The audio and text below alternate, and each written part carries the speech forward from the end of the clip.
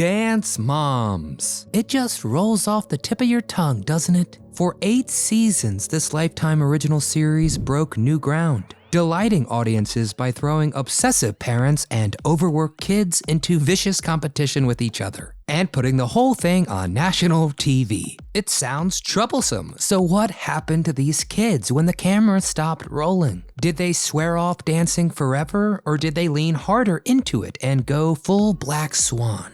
Today on What Happened, we're gonna learn about the current lives of former Dance Mom stars, involving million-dollar fraud, deadly chemicals, and federal prison. Can you guess who? But it's not all gloom and doom. Some stories are dark, but some are inspirational. If you enjoy our beat, make sure to dance on over to that thumbs up icon, and subscribe to the channel for new videos like this. So put your dancing shoes on, and let's go find out. What happened?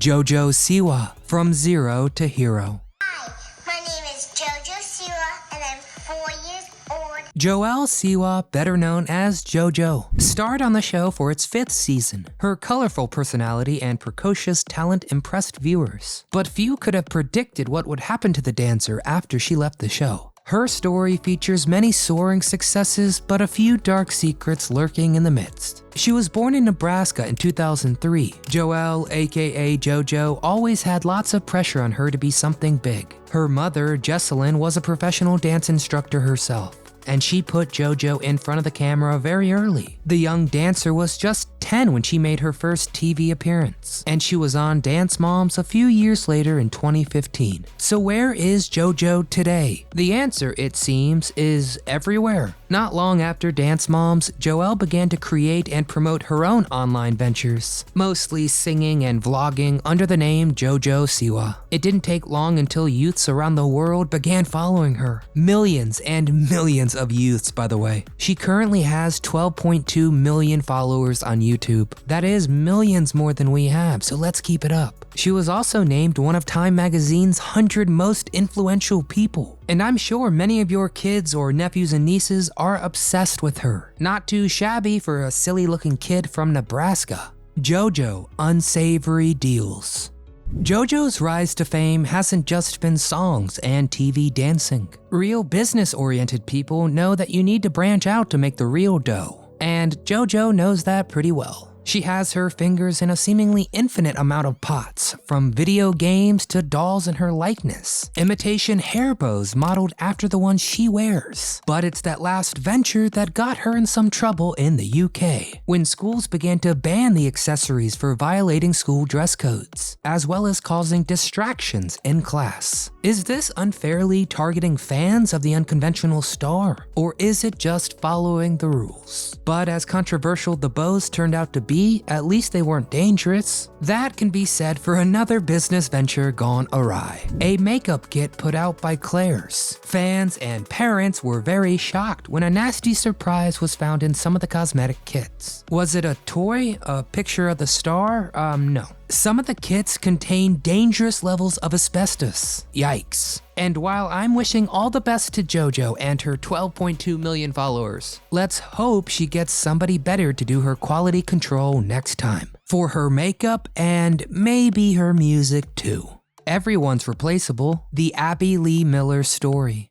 Naturally, many people watched Dance Moms to see the talented kids take their best shot at success. But through it all, the real center of the show wasn't a kid at all. It wasn't even a mom. Yes, of course, I am talking about the ringleader of the show, Abby Lee Miller. She hosted the show and had the final say in which tots got the glory and which got the boot. Abby enjoyed a lot of power and success on Dance Moms, and she was known for ruling with an iron fist, often pitting kiddos against each other to get the most out of them. But now that Dance Moms is no longer dancing, where is Abby today? As it turns out, this malevolent matriarch has had a wild ride in the last few years. For decades, she was immersed in the world of dance and ran her own studio in Pittsburgh.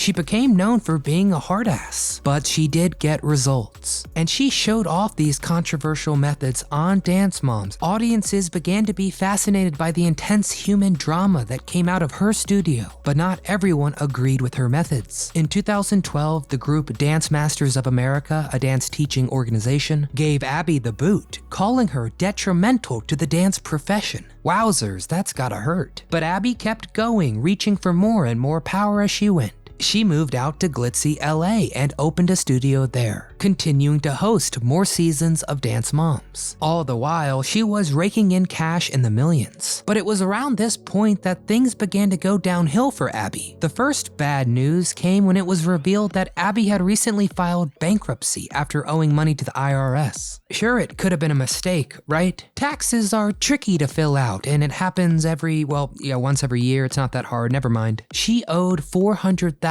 in back taxes. And crunch the numbers, yeah, she was making a whole lot of money. But that wasn't all. Abby's story gets even darker. A few years later, Abby got a call. The Department of Justice was involved now too. Abby was being indicted for straight up fraud. They alleged she had created secret bank accounts to hide money from the taxmen. The feds were worse on her than Wesley Snipes. They wanted millions of dollars in fines and possibly prison time. Well, at least Abby still had her career and her students, right? Of course not. Throwing wood on the fire of her troubles, Abby's own students began to sue her too. One lawsuit alleged assault and the cause of emotional distress filed against her, asking for $5 million.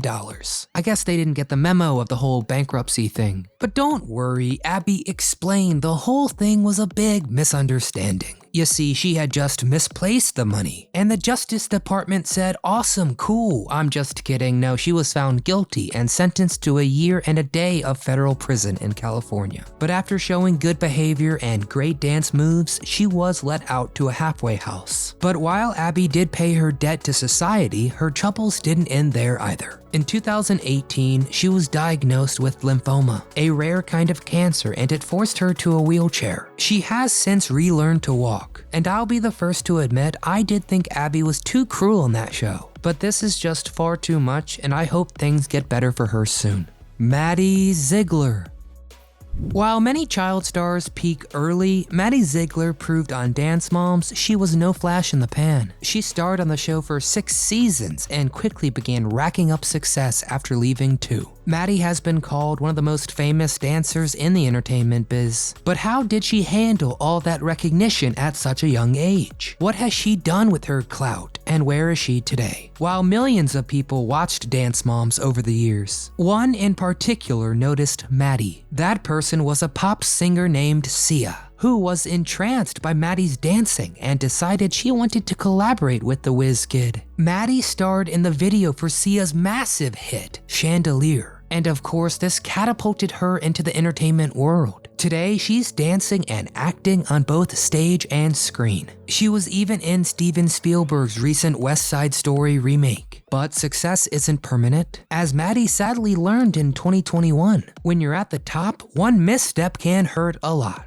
In addition to Chandelier, Maddie had collaborated many different times with Sia. So when the pop star tapped Maddie with a huge opportunity, a musical feature film, Maddie jumped at the opportunity. In the movie wonderfully called Music, Maddie played a nonverbal teenage autistic girl. The film had star power and a tear-jerking story. So what could go wrong? Well, a lot, as it turns out. The film bombed at the box office. With a budget of $16 million, it raked in only $1. You don't even need a rake for that kind of payout. A broom and dustpan would probably be enough. And if financial failure wasn't enough, the critics' opinions on the film were not good either. One critic called it a crass, lazy mess, and it currently has a score of 7% on Rotten Tomatoes. Maddie was even nominated, yay, for a Golden Raspberry Award for Worst Supporting Actress, yikes. But one bad movie isn't enough to tank a career, and Maddie seems to be doing fine. West Side Story got pretty good reviews from critics, and she is determined to continue to dance and act. So what happened? While the kids on Dance Moms grew up to have pretty complicated lives, I have to say, as a whole, they're doing a lot better than you may expect, considering the environment they grew up in.